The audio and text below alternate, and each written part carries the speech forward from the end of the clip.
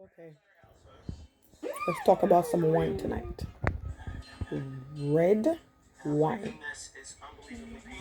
I wasn't a person who drink wine because when I drink wine, to me, I feel like, ooh, I'm already drunk, so I don't really drink wine. But I was listening to the Bible app and it talks about drinking a little wine. I was like, really? So I went and do a little homework.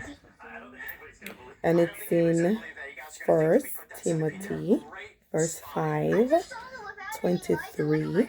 Chapter 5, verse 23 says, no longer drink only water, but use a little wine for your stomach's sake and for your frequent infirmity. Tis,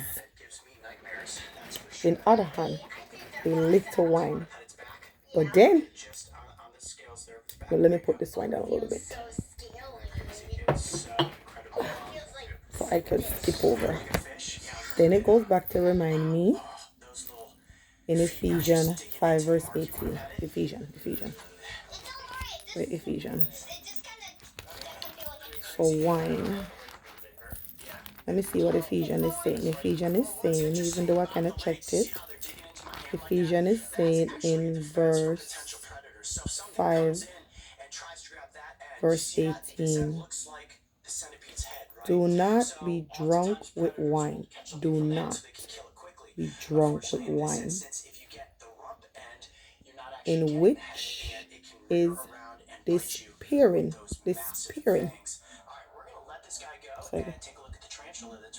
In but be filled with the Holy Spirit.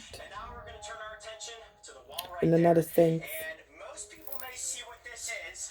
you don't want to get drunk with wine. And in the morning when you wake up, you want to wonder, wait, how did I get here? Who are you? Why are you here? That's why it tells you in First Timothy chapter 5 verse 23, a little bit of wine, and you will not be drunk. But in Proverbs 20 verse 1, it reminds you again the capability of what wine could do.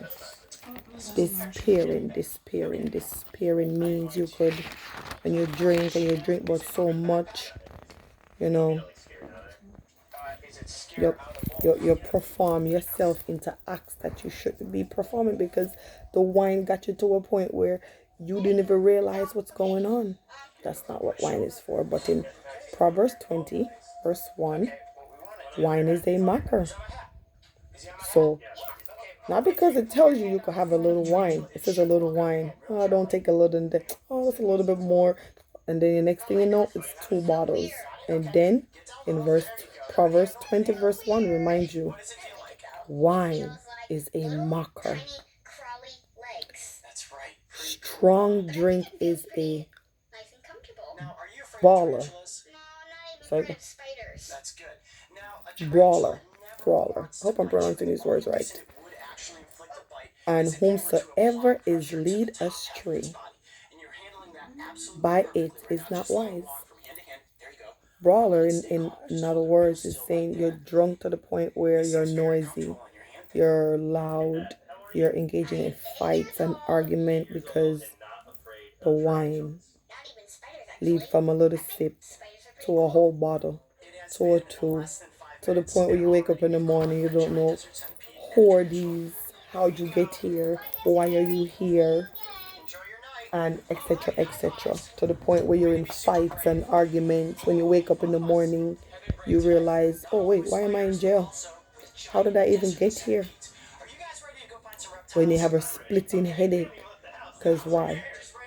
It went from a little wine to 2 bottles. It should never pass a little wine.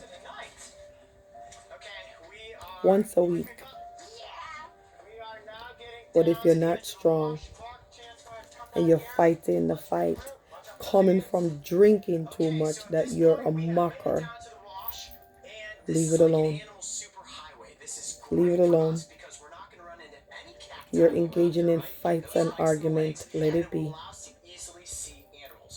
But if you're strong, so where instead of you want to fill your heart, your mind, and soul with wine, no, leave the wine alone and be filled with the Spirit. Be filled with the Holy Spirit.